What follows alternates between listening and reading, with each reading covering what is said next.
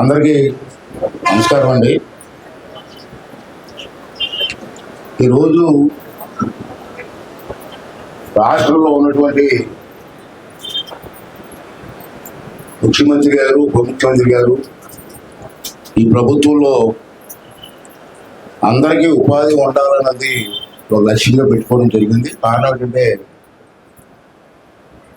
ఇప్పుడు జనాభా పెరుగుతున్న సందర్భంలో ప్రతి ఇంట్లో కూడా పిల్లలు పెద్దవాళ్ళు అవుతున్నారు, చదువుకుంటున్నారు.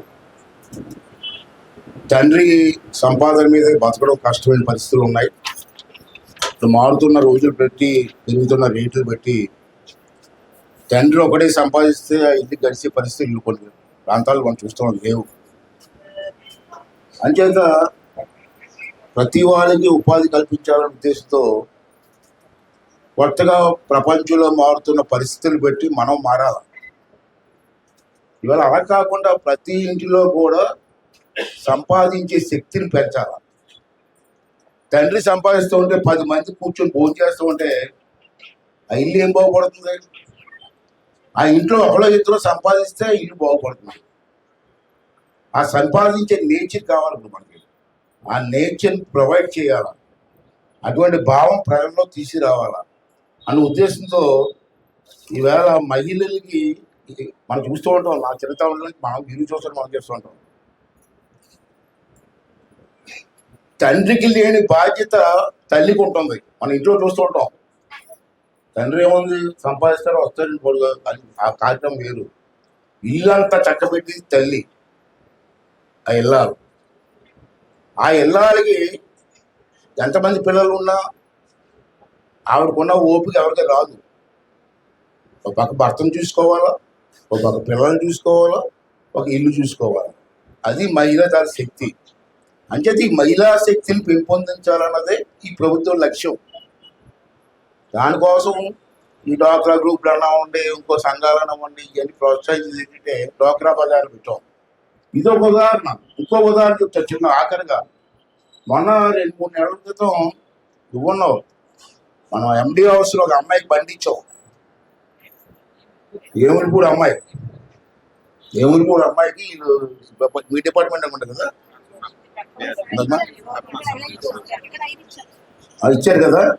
ఆ ఏముడిపూడి అమ్మాయికి నా చేతులతో ఇచ్చారు ఎండి హౌస్లో. అమ్మాయితో మాట్లాడింది నేను. అమ్మాయి బండి తీసుకున్నా కదా, నీకు గిట్టుబాటు అవుతుందా అని అంటున్నారు. కానీ అమ్మాయి ఒక బండి మీద 1,50,000 మినిమం, 1,50,000 ₹1,00,000 సంపాదిస్తుందంటే వచ్చినప్పుడే అందరూ కష్టపడితేనే ఏదైనా బాగుపడుతుంది. కాబట్టి అందరూ కూడా చంద్రబాబు నాయుడు ఉద్దేశం అదే. ఇవాళ చంద్రబాబు నాయుడు గారు చాలా ప్రెస్టేజ్గా ఈ కార్యక్రమం తీసుకున్నారు.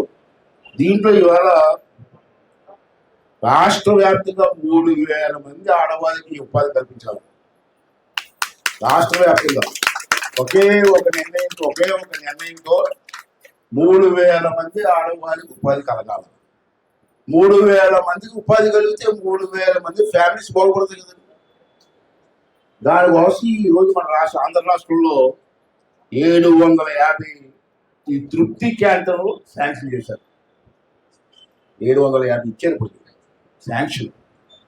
దీని ద్వారా 3000 మంది ఆడవారికి ఉపాధి. ఈ ఉపాధి కూడా ఏదో కాకావట్ల కాదు, శుభ్రంగా నీట్గా ప్రతి వాళ్ళు కూడా కూర్చొని హ్యాపీగా తినేలాగా ఉండాలని చెప్పి ఎంత ప్లాన్ చేయించారు. వీళ్ళందరూ కూర్చోబెట్టి ప్లాన్ చేసి ఎలా ఉండాలి, నీట్గా ఉండాలి, హైజానిక్గా ఉండాలి ఫుడ్, అటువంటి క్యాంటీన్లు కావాలని చెప్పి ఆలోచించి పెట్టారు. దాంట్లో క్యాంటీన్ మనకు వచ్చింది. ఇప్పుడు ఎన్ని వచ్చారో మన జిల్లాలో? మన జిల్లాకు ఇది ఒకటి వచ్చింది. మన అనకాపల్లి జిల్లాకి ఎక్కువ కూడా ఓపెన్ చేసే ఇప్పుడు 758 వచ్చారు. దాంట్లో మన నర్సీపట్నానికి కూడా ఒకటి ఇచ్చారు. ఇది సక్సెస్ఫుల్ స్టోరీ చూసి ఇంకా మిగతా ప్రతి నియోజకవర్గానికి ఒకటి ఇవ్వాలని చెప్పి అతను డిసైడ్ చేశారు. ముందు ట్రైల్ వేస్తున్నాం, మున్సిపాలిటీకి ఒకటి ఇవ్వాలని ట్రైల్ వేసాం ముందు. ఇది కానీ బ్రహ్మాండ సక్సెస్ అయ్యి ఆ కుటుంబానికి బాగుపడింది అనుకోండి. ఇంకా ప్రతి నియోజకవర్గానికి ఒకటి ఇవ్వాలని చెప్పి ఒక ప్లాన్ ఉంది. దీన్ని అందరూ కూడా విజయవంతం చేయండి. అందులో లేడీస్ ముందుకు వచ్చి చేయడానికి సిద్ధపడుతున్నారు.